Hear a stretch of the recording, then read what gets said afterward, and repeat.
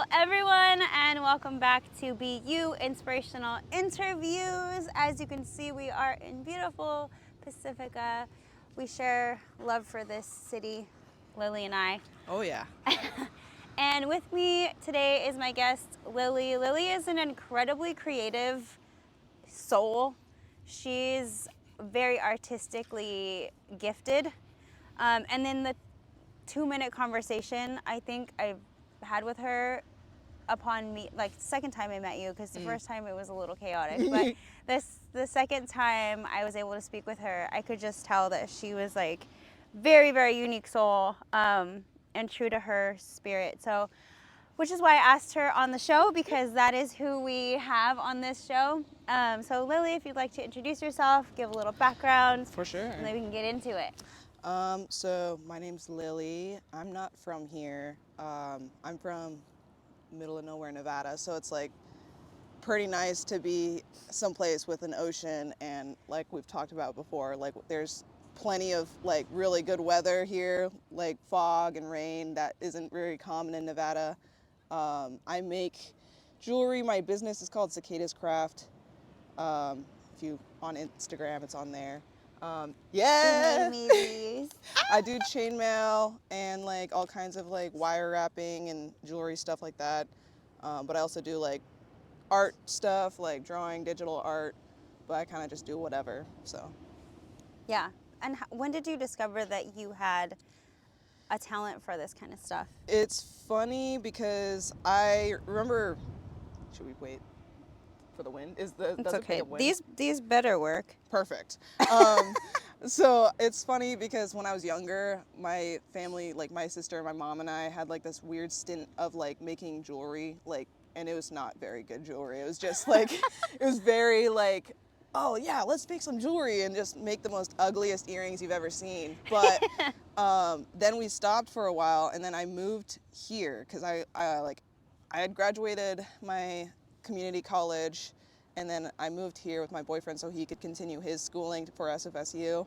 And I kind of was just like, randomly was just like, I just wanted to make jewelry for some reason. I just remember just thinking like, oh, I'm getting tired of doing like art stuff. I just want to try something different, you know, like some kind of craft or something like that. And I just started making jewelry, and it started out with like this little tiny like tackle box thing that had like a few beads and like very crappy like ear wires and then it just eventually grew into this insane amount of stuff within like the next year.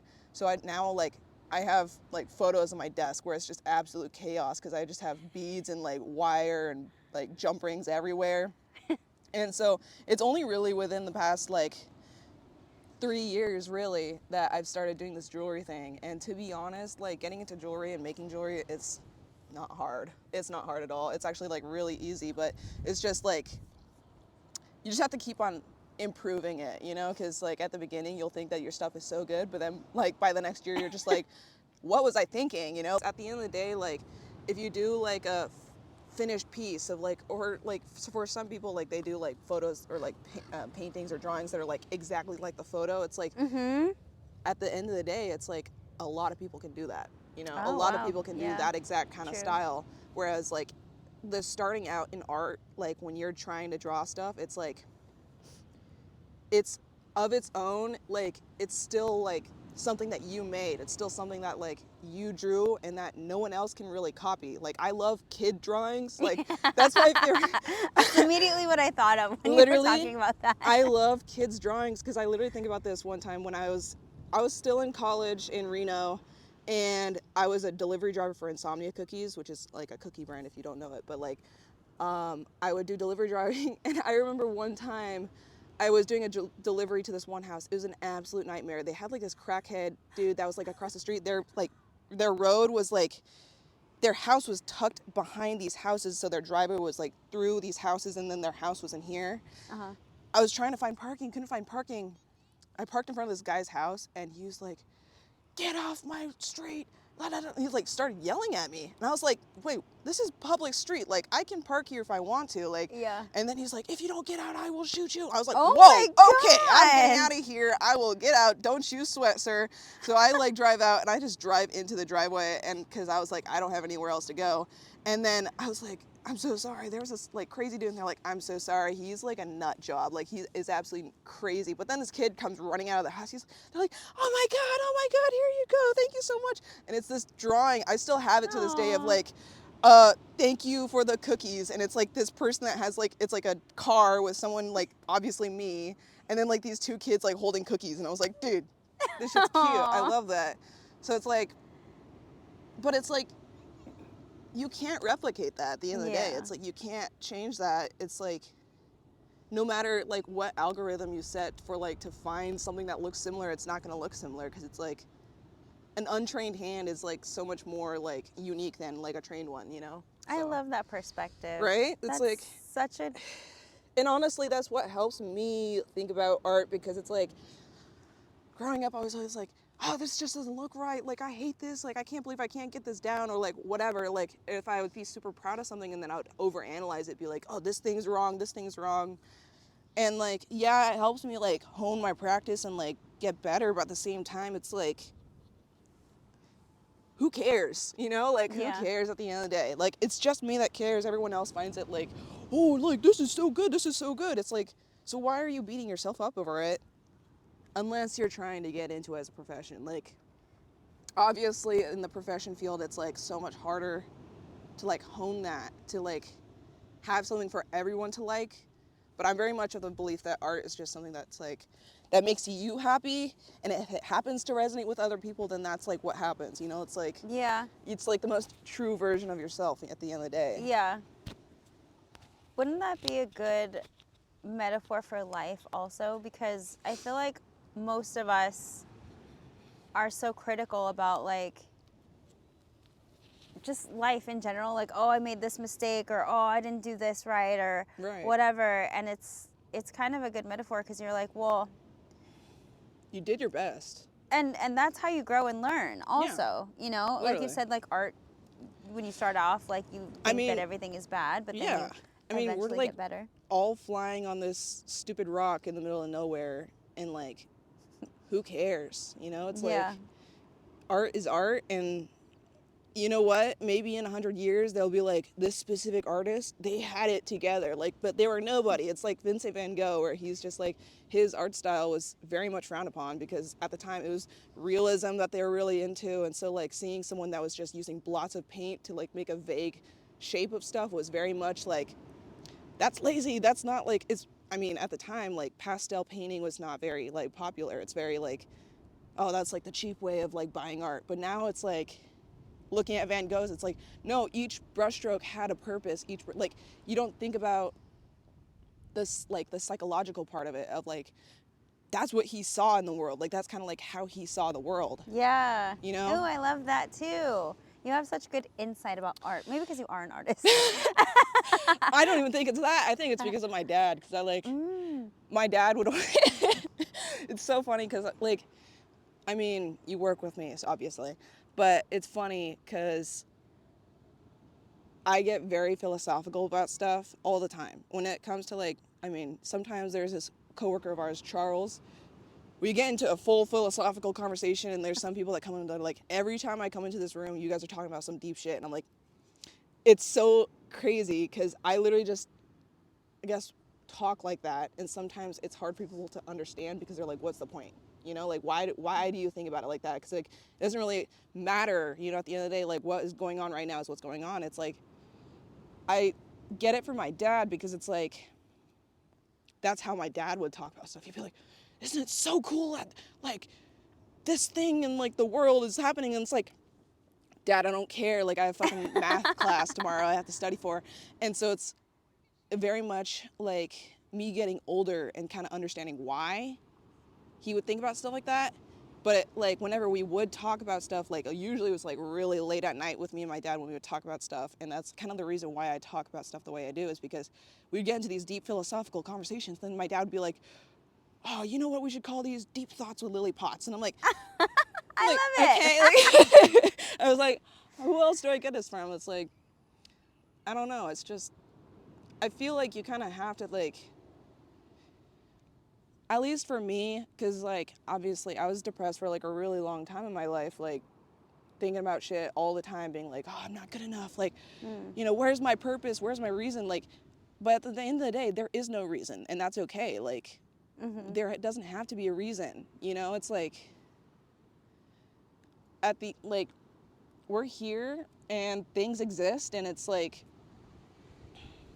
I don't know. It's funny because, like, I think about, because like, my brand is called Cicadas Craft, and people are always like, well, why is it called that? And I'm like, to be honest, like, it's because my tattoo, I have this tattoo on my chest that's like a cicada and everything. And then there would be people that are like, did you ever live anywhere with cicadas? And I'm like, no. And there would always be like, well, if you did, you would not like them that much. And I'd be like, no, that's not true at all. It's like the symbolism of them. It's more so just the idea. And also, like, even if I hated, like, I don't even hate, like, animals ever, because, like, cicadas, as much as they're insects and as much as they're gross and, like, a lot of people are, like, scared of insects, it's like, they're here, you know? And we exist with them, we coexist, and they're just doing their own thing. They don't even think about you, you know? Yeah. It's like... What's the symbolism behind? It's more so like, because cicadas, depending on which kind, they can stay on the ground for like 3 to 7 years. Oh, wow. And then they come out of the ground and they live for 3 days and then they die. Oh. So they live for 3 days, they, you Yeah. know, and then they lay eggs and then they die. And then that's what happens to the eggs, is they stay in that ground for like 3, 5, 7 years. And then they come out into the light and they kind of just do their thing, you know? It's like coming from a dark, like, place, and for a long period of your time, like a long period of your, like, of your childhood, right? Yeah.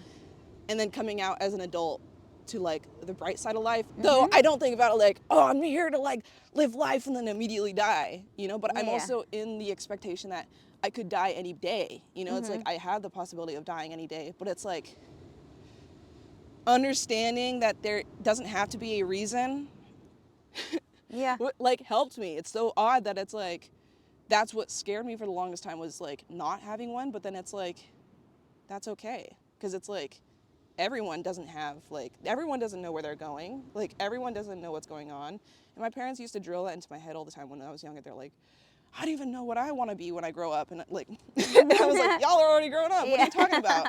But it's like, it's just, like, finding your usual day-to-day life and then just seeing things that make you, like, happy, you know? And also just accepting that it's like, it's tough now, but, like, I want to be better. I want to be, like, at a different point in my life. And it's kind of hard to break through that barrier, honestly, because I only recently broke through that barrier, and I think it's because my frontal lobe is developing. Yes. How old are you? I'm 23. Oh, yeah. So, yeah, it's starting out, and it's like, it's so funny because I would always see videos where it'd be like, oh my God, like, I didn't realize you could tell when your frontal lobe was developing, or like that, when you realize your frontal lobe was developing. And I was like, what the fuck do you mean? Like, I don't understand that. And then I realized, like, it randomly hit me one day, and I was just like, thinking about stuff differently, you know? Yeah. And also life experience, I guess. Yeah. Have you heard of the Saturn return? Oh, boy. I wonder if you've gone through it already. So sometime in your 20s, it's usually between, I think, like 21 and 25, the planet Saturn aligns exactly where it was when you were born. Oh. And it is the most chaotic, depressing, dark period of your life that you will ever go through. Oh, for sure. Have you gone through that already? I mean, to be honest, like, I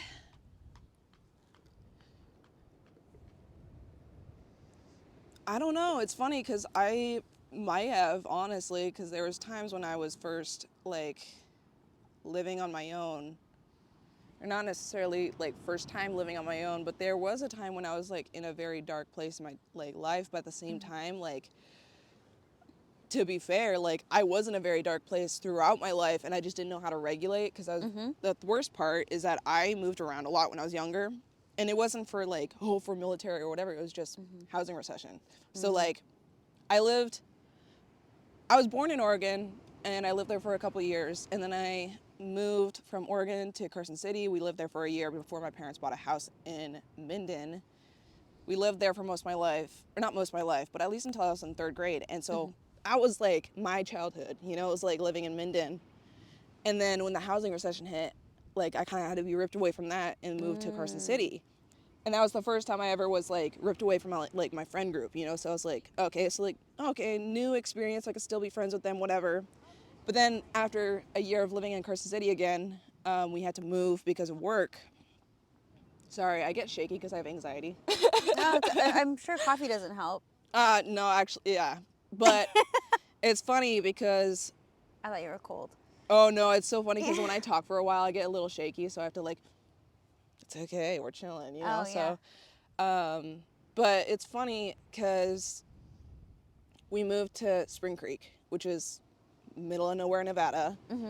And I think by that time, I was like broken from my friend group so many times, or not so many times, but I was like taken away from them like at a young stage of my life that it was like, I kind of became socially inept a little bit. Like I just didn't know how to like, I was like, well, I'm not going to be here for very long. So like, you know, it's like, we'll just make friends wherever. And then I kind of was just like the weird kid, you know, I was kind of just like, I would do the weirdest stuff, but at the same time, I was so confident in myself where I was just like, I don't care. Like, I don't have to like care or whatever.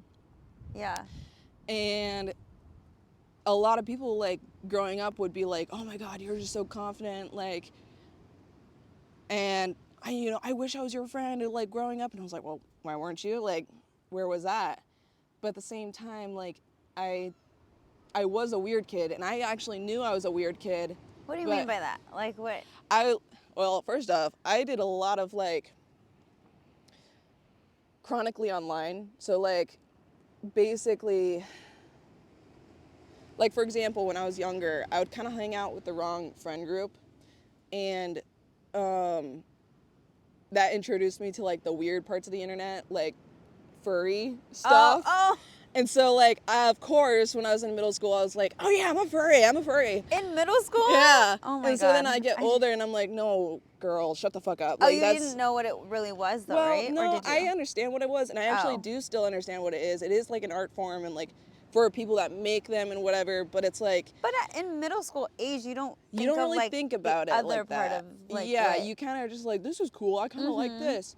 But at the same time, that kind of solidified me as, like, the weird kid, you know? So it's like...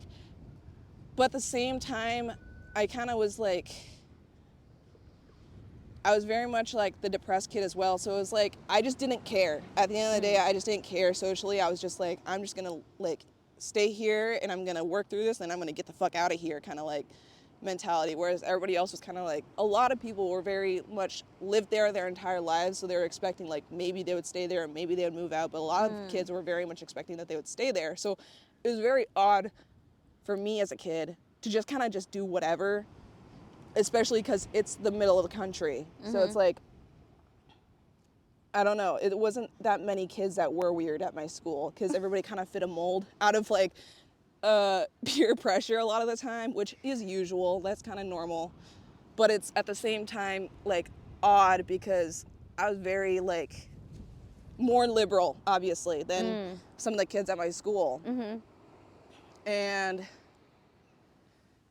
I just kind of would just do whatever. And I also, at the same time, because I just didn't know how to interact with people, I would be bouncing from friend group to friend group because kids would, like, I'd be friends with this one friend group, but then they would get, like, for example, when I was younger, like, I found my friend group, and then we get older, and then they get popular within, like, the next year, so then they kind of boot me from the group, so then I kind of float around to the next person. I was kind of just everybody's friend, I right? was a So, floater, like, too. Yeah, so, like, I was, like, the filler friend that would just kind of, like, find my way. And then it wasn't until, like, late high school where I actually had, like, a friend group. And then I cut them out of my life once I moved to college because I was like, this is not the kind of friend group I want to have at all. Like, very not much my, like, lifestyle, but at the same time, like, one of them reached out to me recently, and she's in Southern California. Or at least last time I talked to her, she was in Southern California helping out with the Palisades fire. Oh, wow. She was helping, like, clean up and everything like that. And she's like, oh, we can, like, meet up sometime or whatever. And to be honest, I was, like, very hesitant. But at the same time, I'm like, why? Like, I've changed so much since high school. She's changed probably a shit ton since high school. Like, yeah. And it's just funny because I had this like thought of them built up in my head for like the longest time. But at the same time, it's like, that's okay. You know, people have their quirks, you know, like people have things that you don't like about them, but it's like, you still had a friendship with them. You still like knew them for like a good chunk of your school time. Mm-hmm.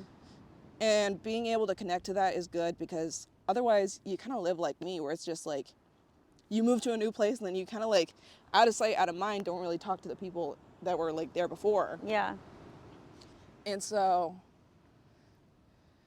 I don't know when I'll probably meet her, but at the same time it's like, well, I'm now open to the idea of it. I used to be very close-minded, be like, oh, well, they fucked me over, like, da, da, da, da, like very negative. Mm-hmm. But now it's like, dude, like, they're a classmate of yours, you know? It's like, you knew them, and that's okay, like, that you guys have, or that you had this idea built up of them, but it's at the same time, like, you probably also have your quirks at the end of the day that people don't like, and that's okay, like, realizing that, you know?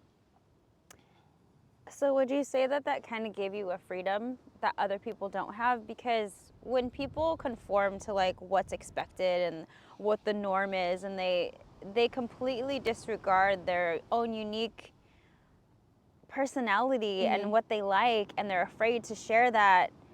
And this whole podcast is built off of, so BU is well, the brand name is Base Urbano, because base is something stable and something that, you know, you can always count on to be there. And Urbano was like my family last name, but I liked the little acronym, the B and the U, so then I made it BU, because I gravitate toward authentic people, and I could very much feel when someone is being inauthentic, and whatever reason that is, it's not for me to judge. Like, maybe I had an ex whose dad was like, you need to be perfect and blah, blah, blah. Yeah. And I mean, and his personality is very diluted because of that. And there are other people who have fear of rejection, and so they try to be what they think people like. And again, I'm not to like judge that. That's their lesson, that's their soul correction, whatever. They're probably on this planet Earth to figure that out, change it, whatever. But I don't typically gravitate towards those people, because I like to remain really authentic and true to myself. So when I meet someone who is in their authentic being, I really like that. And also, you know, like growing up, I mean, I guess I didn't really have like the awareness of to classify myself as the weird kid. I'm sure that I still am very weird. I actually drove one of our coworkers home. Was it Melina? Yesterday. It was Sam. Okay, yeah. And Wicked started playing really loud, and I was like, we don't have to listen to that. and I mean, they were really like, I don't care. Oh my God, you know? Sam is like one of the best people to like introduce to stuff, because they're so open-minded about stuff, you know? But I mean, honestly, even if the person in my car, no matter who it was, I'm going to joke and be like, we don't have to listen to that. But I'm like, honestly, I don't embarrass easy. I'm very like open about how I get very ADD brain too. Like we'll be on, say we're talking right now, and I see like the cutest little animal, like I'm very like animal level, and then I just like squirrel, you know, like, and then I just let it be known, like I have ADD brain. It's so funny because I have ADHD, so it's like I can totally relate, where it's just like I kind of get pulled from subject to subject. But it's funny that you mentioned like, oh, we don't have to listen to that. I will purposefully put on the weirdest song possible. I'd be like, you need to listen to this shit right now. Like, this changed my life. And it's the most like butt-ass naked, no, what? It's the most ass song. What am I talking about? This is the most garbage song I've like ever listened to, but I have to share it with somebody. I have to have them listen to it. Or like, it's so funny because music is always one of those things where I like love to start conversations off of. So it's like, especially when people show me like what kind of music that they listen to, like what's your favorite kind of music? Like, what do you prefer to listen to? Are you asking me? I have a very, and as you can attest, Sam can attest to this, because after Wicked, the Wu-Tang Clan Hella. played Hella. right after she and there was just like a I was like, wow. I was not expecting the that, shock, you know? Yeah, and everybody I feel like that knows me because I'm also a big country fan. I mean, thank you, yeah. Sarah. Like Right. I mean, I like country because, like, it kind of reminds me of, like, good times in Spring Creek because that's all that people would listen to was country. So it's Oh. like, yeah. I mean, it's funny because personally, I mean, I listen to a lot of stuff, but a lot of the time I like to listen to new metal. At least as of recently, I've been listening to a lot of new metal. So it's like Okay. System of a Down, Yeah, I saw your shirt. Korn. Like, yeah, literally. Like, I love that music, and honestly, like, a lot of music I used to listen to before, I would just listen to it because I was like, oh, that's a catchy song. Mm-hmm. But now it's very much like a big reason why I listen to the System of a Down is because, of course, the drums are always so good to listen to. But at the same time, like, the message that Serge always, like, has in his in his lyrics is always so, like, it resonates with me because it's very applicable to, like, today as well. Mm-hmm. So, like, of course, political in, like, some way or another, but at the same time, it's still, like, he would always, like, at least a lot of his songs, it's very, like, very serious matter, but at the same time, the song is just so upbeat and catchy. It's like, dude, this shit's fire. Like, I can listen to this. And it's like, but sometimes when I listen to his music, like, I think it's called Soldier's Song, or I forget. It's so funny because I listen to CDs in my car, so I never Wow. Yeah. I have almost all of his albums, but my favorite is Mesmerize, and Soldier's Song, like, that one. When I listen to the lyrics, it's a good song, but whenever I listen to the lyrics, I actually do cry because it's like, it's like Heavy. It's heavy. It's like, it talks about, like there's a part of the song where it's like the mother waiting for her child, basically. Child's never coming home because child's at war, you know? Like, and obviously we talked about this, like, big empath, you know? Like, I literally am the biggest empath. So all I'm imagining is, like, this old, sad, like, mother just waiting for a child. I'm like, oh my God, that makes me so sad. Yeah. But it's like, that's reality, you know? It's like, Luke Combs actually came out with a song that I never thought, I was like, how can you relate to this? But then again, you can't judge people. Right. He made a song called 15 Minutes or something like that, where it's someone who is incarcerated. No, yeah. But yeah, we were talking about being empathic and just like music and how it affects our emotions, because the artists portray that so well. Yeah, I'm watching it. Not only that, I'm trying to see if like the microphones. Hello? Hold on. Oh yeah, it's working. Okay. I'm keeping that in there, by the way. Behind the scenes. Oh. Anyway. Speaking of weird kids, I will always be a weird kid. Oh yeah. I mean, I feel like being the weird kid, I feel like with being the weird kid, it's like you're being the most genuine. Wow, we should probably wait for that. That can be good. The red helicopters mean that's the rescue. Yeah. Thoughts and prayers. Thoughts and prayers. No, I feel like, especially with being the weird kid, like, you are, a lot of the time, it's people that are kind of just being their truest selves, as much as, like, because everybody's weird, okay? Like, everybody's got their quirks. Yeah. And it's like, it depends on the people that, like, try to hide it or try to, like, kind of just work around it. But being the weird kid, I think it should be normalized to just be weird, because it's like, Be you. Yeah, be you, you know?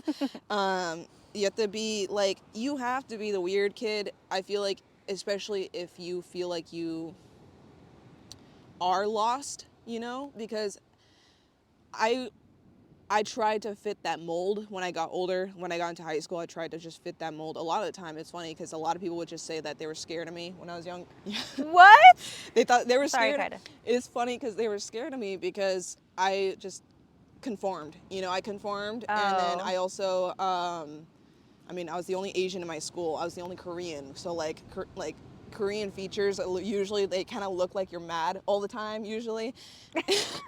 When you're like, I never thought that. Dude, apparently it's a big thing because the Korean RBF is like insane. Like, and it's funny because now that I'm older, my Korean features are kind of fading. I think because my dad, my dad's side is starting to like be Take over? like, yeah, a little bit. What is your dad?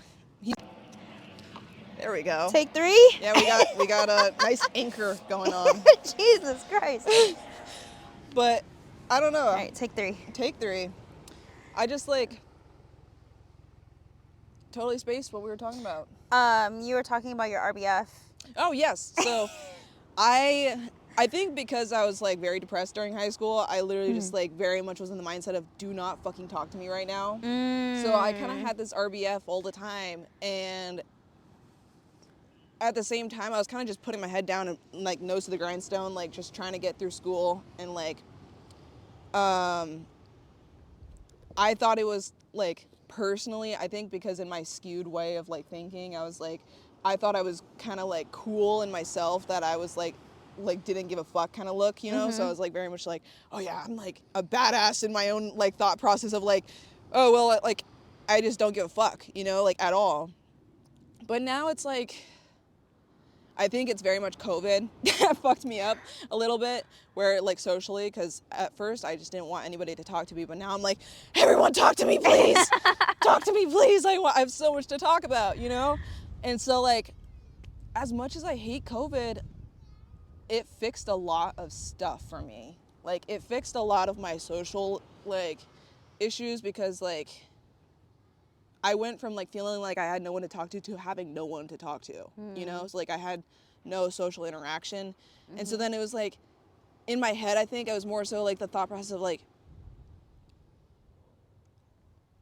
this is the worst. Like it was like, at first I thought, oh, it could like this is so bad, like I hate this, whatever.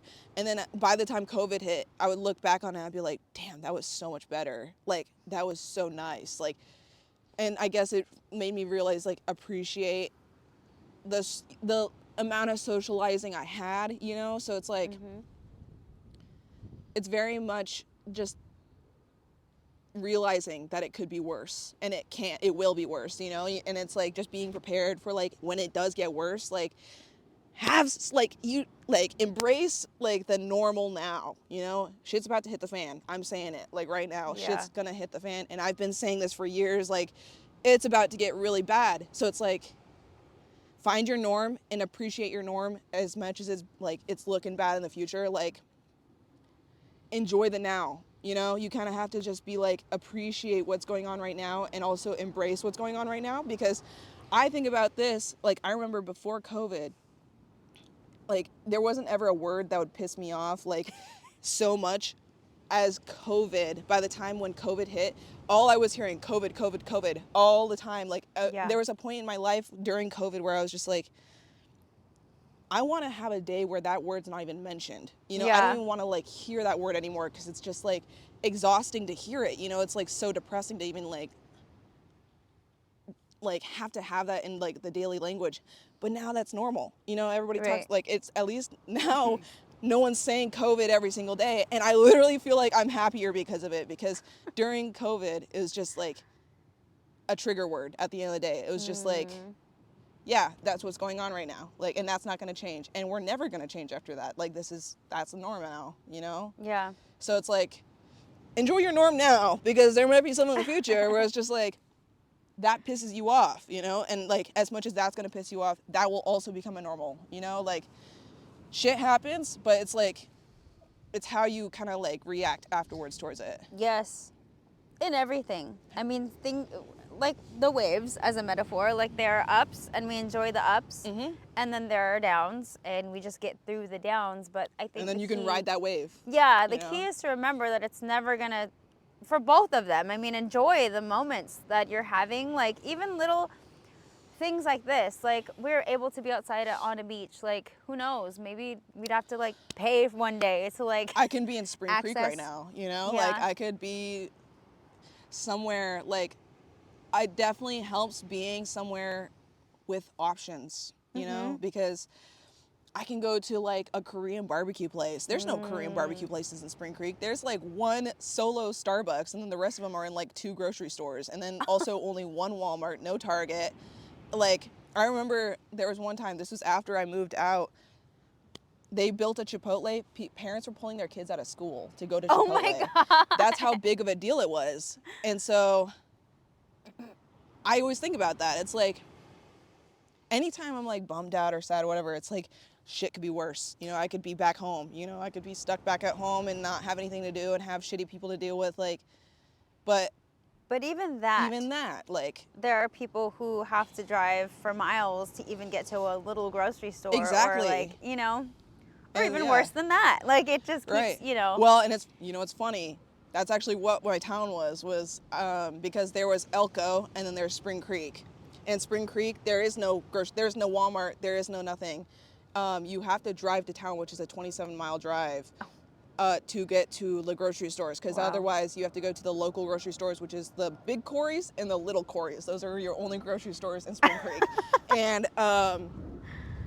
the funny thing is, too, my house, the nearest, like, to drive to the big Corey's was still a 5-mile drive. So, as a kid, when you don't have a license, it's like, well, you got to ride your bike. Oh my God, that far? Yep. And I remember there was also times when I couldn't get a ride home from school after like track or something like that. And it's 2.5 miles from the school to my house. I would ride my bike to my house. And there's another time when I had this after school function I had to go to in the middle of winter and I didn't have a ride. I rode my bike in the snow. Oh my God. Like full on blizzard. I remember there was one time, or not one time, this is like one time I had to do this. So I was riding my bike in the snow and I was like halfway there. And I was just like, fucking like, okay, I got this. Like, and just riding it through the snow. And then this car like pulls over to the side and it's this mom and her husband. I think her kids are in the back. Thank God I didn't see who it was because I would have been very depressed seeing like if it was a classmate of mine. But it was so funny because she pulled over, like she was on the passenger side. They pulled over. She's like, do you need a ride? And I'm like, no, because immediately stranger danger. Like, don't get in somebody's car. Like, and she was like, are you sure? Like, we're going to the school. Like, we can give you a ride. I'm like, no, it's okay. Like, I got this. Like, I'm almost there. It's fine. And I just rode it all the way to school. And then I remember, like, afterwards, after that ride, I asked, like, I was so, because my dad would always be like, just ask, like, one of your classmates to give you a ride home. I was like, no, I don't want to do that.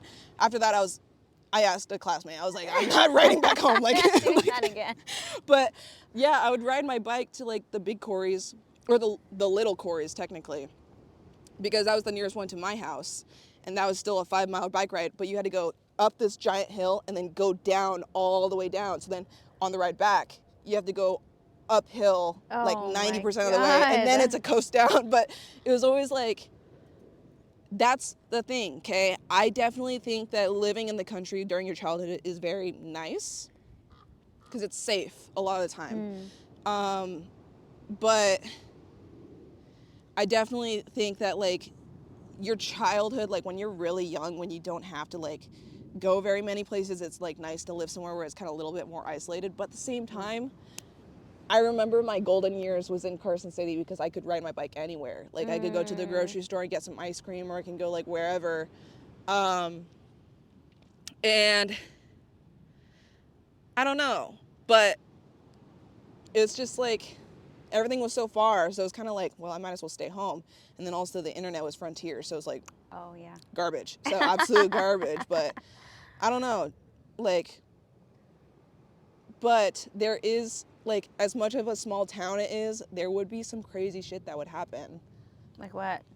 So this one's actually, like, really depressing. But so my sister, in her grade, Is she older? she's younger. So I am the oldest sister, but I just have one other sister. In her grade, there's this girl. Her name is Brittany.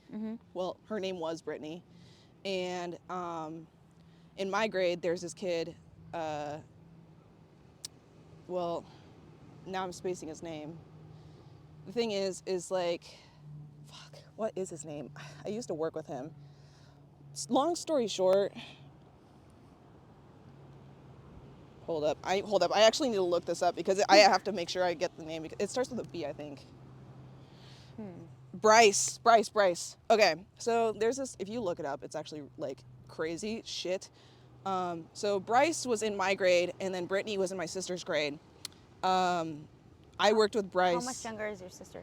A year old younger, Okay. yeah. So they're super close in age. They were apparently family, like friends since like childhood. He killed her.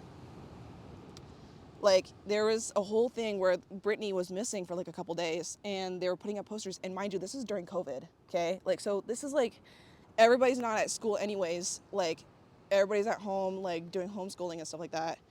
And then this shit comes out where it's like, oh, Brittany's missing. Like, if you see anything, like yada yada yada. Oh my God. And then they find a body, and it was wrapped in a blue tarp. And the worst part was that Bryce was like posting on like Facebook, being like, "Oh, if you see her, like, please return her to us. Like, we're so worried, yada yada yada." Oh my God. And so there's like this whole investigation on like what happened to her, right? And the thing is that she was last seen with Bryce, okay? So, but Bryce said that he dropped her off at the high school and to this cowboy, right? No description. And that like it was like he described this like specific truck, right? And weeks go by, whatever. Or I don't even know if it was weeks. It was like at least a handful of days go by. They start questioning him. Next thing you know, it's like he fucking killed her. Like, Like, and the thing was, they tested Brittany and she was apparently pregnant. And the thing is that she already had a boyfriend. And a very big like thing that they're talking about is that like Bryce had a crush on her, right? And then they found out that if I can't have you, no one can type. That's so dangerous. And then also like she got raped. Oh Yeah, God. and like there was like a whole like used condom that was like thrown off to the side of the fucking tarp, and like they're dude, and it was like the most insane shit that had ever happened like for that town, you know, like. Yeah.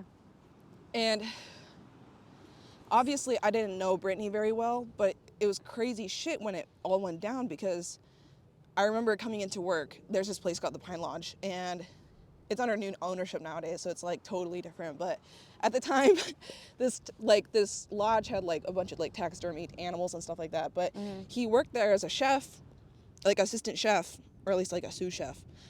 And I remember coming into work, and my coworkers were talking about it, and I was like, yeah, he looks so familiar. Like, I know he's in my grade, but like he looks so familiar. And they're like, they looked at me weird. They're like, you worked with him? And I was like, oh my God, fucking that's God, crazy. I totally fucking forgot. And the worst part is that he was like a quiet kid, and the most like chill kid, right? So it was like very jarring to like see this shit that went down. And it was just like, the worst part was that the actual chef that used to work there with him, right? This was the kind of shit that guy would do, okay? Because when I was 17, he was 27, and he would be hitting on me, obviously, because that's what chefs do. I'm just saying. But like, he was an absolute creep. Like, he was like an alcoholic, so he would like, after he got fired because he was like groping some like 16-year-olds on my shift, like. I remember, even when I was that age, I would be in a screaming fight with him. I would be like absolutely like ripping into him. And then meanwhile, my boss is like, when I would tell my boss like, hey, but like, by the way, he's messaging me like really weird shit on, mind you, Facebook Messenger, which is like, Facebook Messenger, get the fuck out. You're like so old, dude, get out. So like, I would tell that to my boss and stuff, and they would be like, you know, he's going through a really hard time right now. His dad got arrested because his dad raped, or like was like a sexually assaulted his like coworker.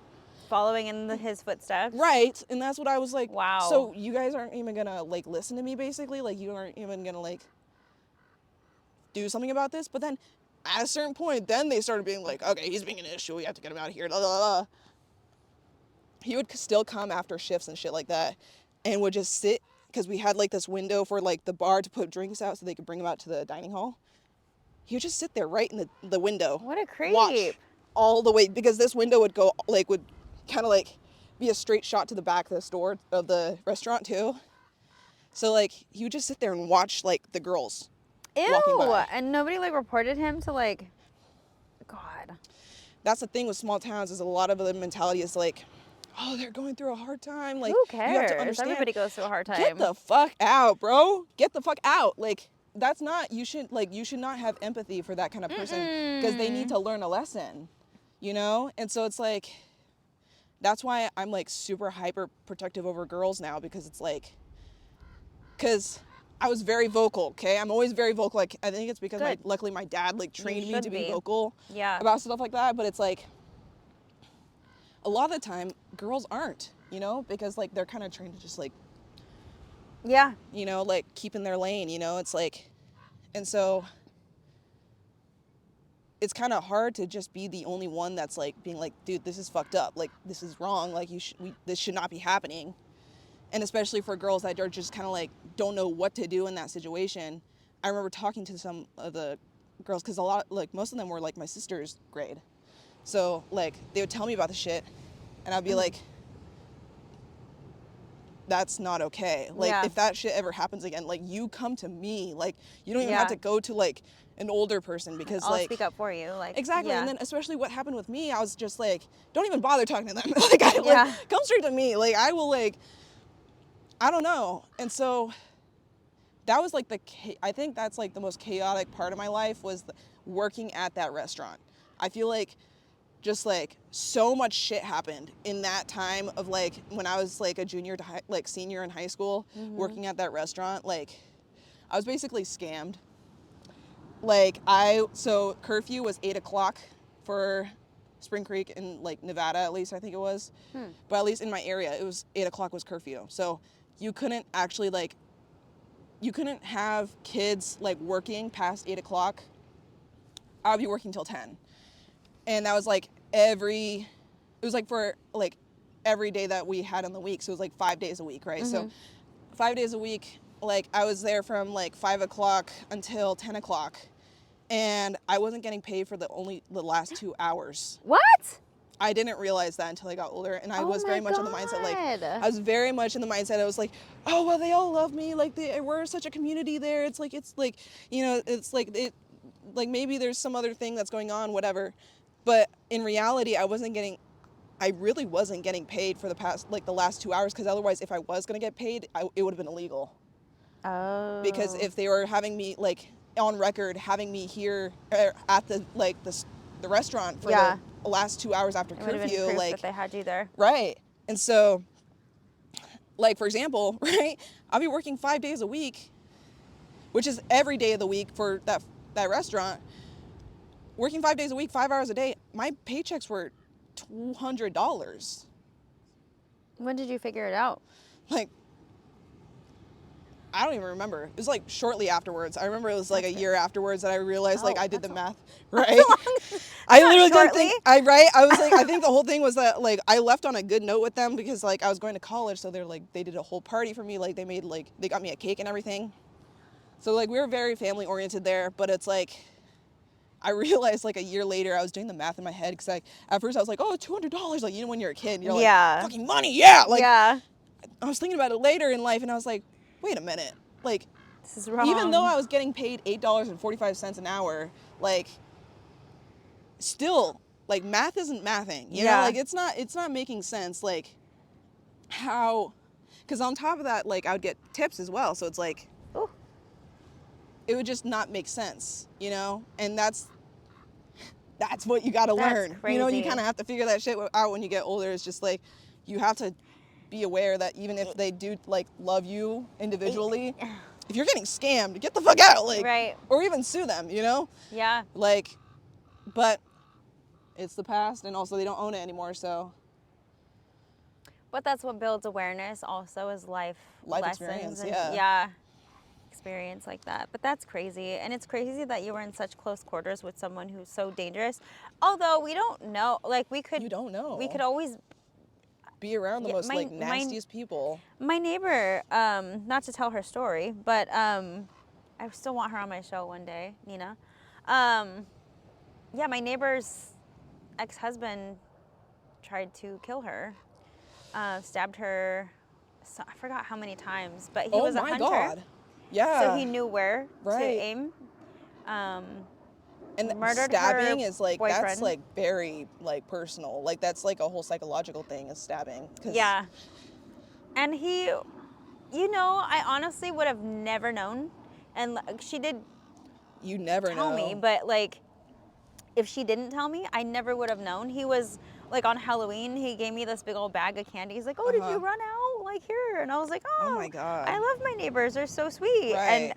And then that happened, and I was like, what Dude, you in just the don't know. world? You Yeah. never know what. So you always have to be very hyper vigilant, unfortunately. I mean, not to live in fear, because that's But no just way be to live aware, either, but like, just being aware. Yeah. Yeah.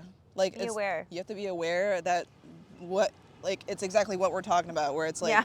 people that are, you don't know what people are thinking, you know? Like, Yeah. some people will, like, kind of just put up a front and just kind of just have their character that they have when they are talking with people. Like, everybody does, you know? It's not wrong to have, like, your character, because a lot of the time that's expected for social norms. It's just, like, you kind of have to fit those social norms of, like, oh, when to speak, like, how to talk to people or whatever. Mm-hmm. And some people are just, like, really good at just pretending to be good people, you know, and then behind the scenes it's like they're actually like monsters, you know. It's like they have stuff that they think about, or they have no control over their impulses. I feel like we need to get better at our intuition, because we all have that. We all have intuition where you can tell everyone projects their own energy, and if we start to really listen to those instincts and those things that were just like, that's odd, that's weird. Yeah, if you have a feeling, I think you should trust that feeling. I remember one time I was walking Kaida, my dog, and she loves everyone. She loves all the dogs, all the people. She loves attention. And there was this very sweet looking old man that was sitting outside of his house. To me, just visually, I was like, how cute a grandpa, you know? And she was growling and barking at that man. And at the time, I was embarrassed, because I was like, oh my God. I was like, sorry, she never does this. I'm sorry. Like, there's a reason, you know? She must have sensed something in that man that I didn't sense. And animals are very in tune with their intuition. So, like, they read energy because they don't speak, you know? That's all their language is body language. Yeah. Like, it's just...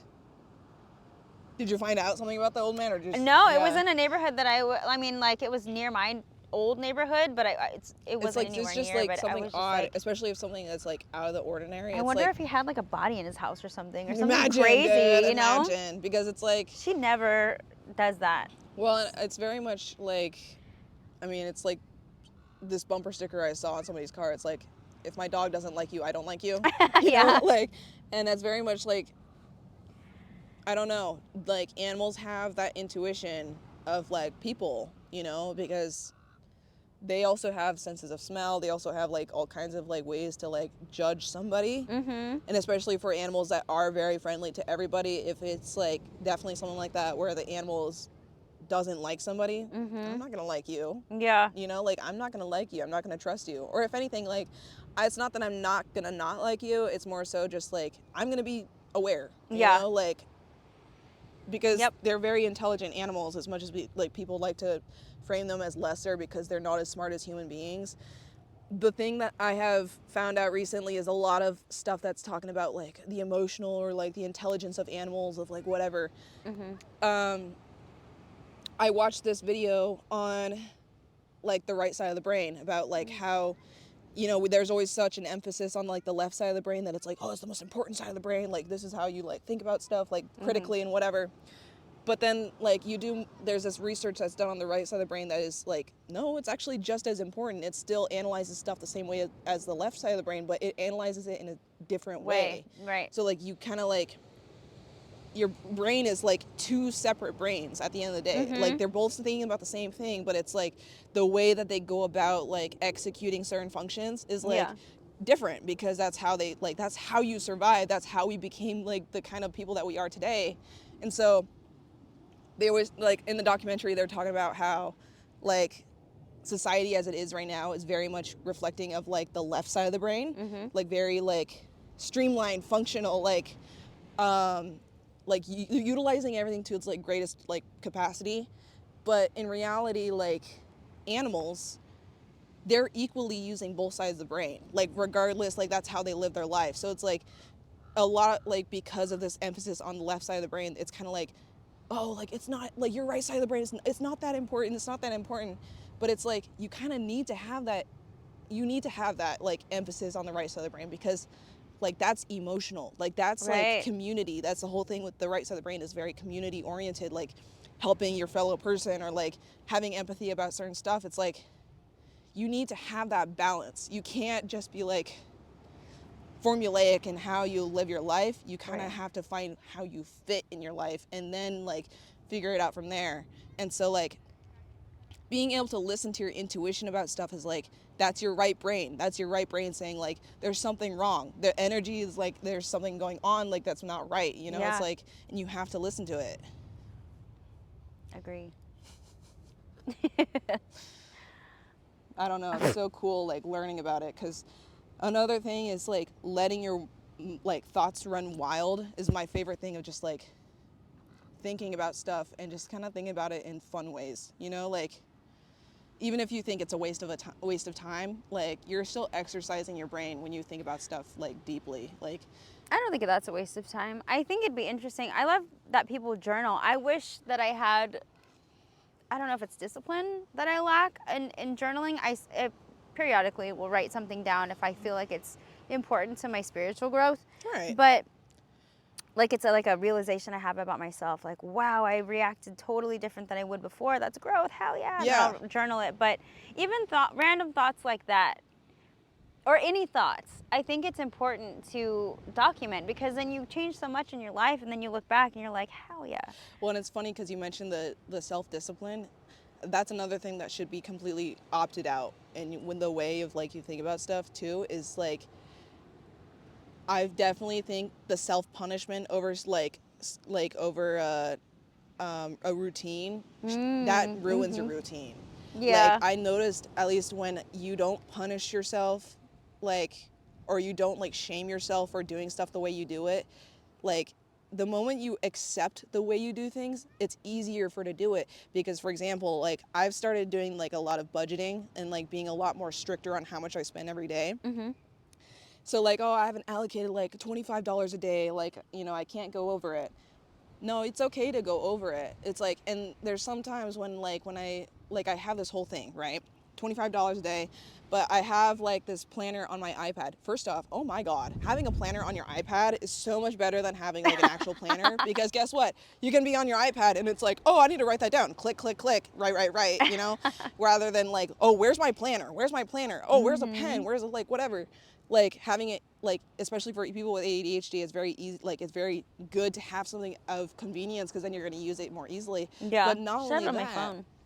What's that? I should put one on my phone. You could do that on your phone. It's literally like, it's honestly literally just the notes app. It doesn't have to be like an exact planner. I noticed that as long as it's easy for me to write it down, that's all that matters. But I would write down like, oh, how much I would spend a day. And sometimes when I would feel like I spent too much, like I would have the urge to like write down a portion of it and then just carry over the remaining amount to like the next day. Yeah. Don't do that, because then it's too just much. You're punishing yourself. You're thinking that you spent too much, when in reality it's like, well, no, that's not what I did. I spent that money today. Write that down, and so that way you like are aware, like, oh yeah, I spent that money, but that's okay. Like I'll just not buy anything tomorrow, you know. And it's like, it's okay to like not punish yourself about stuff, especially stuff that's nuanced, because then you just have anxiety over that all the time. And that's what, especially with me, with my anxiety, like I realized like just understanding that it's like, it's okay. Like it's not the end of the world. Like I don't have to do it this way. I'll just write it down exactly like how I planned it and just continue with my day. You know, it's like the journaling thing.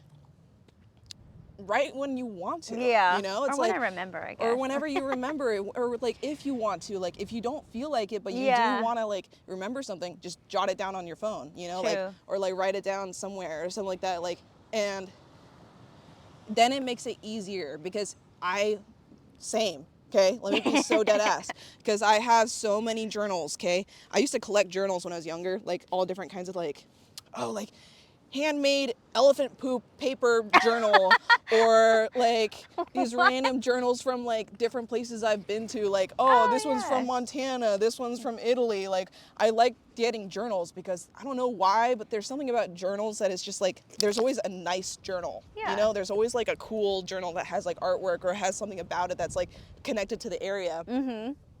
I have so many of them, and there's most of them aren't written in. Yeah. Because I would start writing in my journal, and then I would not write for like months on end, but I would just have this anxiety because like I would feel like, oh, I haven't written my journal today. I have to write in my journal. So it'd be like, yeah. 3 a.m, like I have to jot this down real quick. Oh no. No, don't. Yeah. Like, that takes the fun out of it. Exactly. It takes out the fun, and it's very much like part of the ADHD. Makes it a chore. Exactly. Mm-hmm. Like the moment you make it a chore, then it's like, what's the point in doing it? Yeah. Because you're just exhausting your brain into like one more chore that you have to do. You know?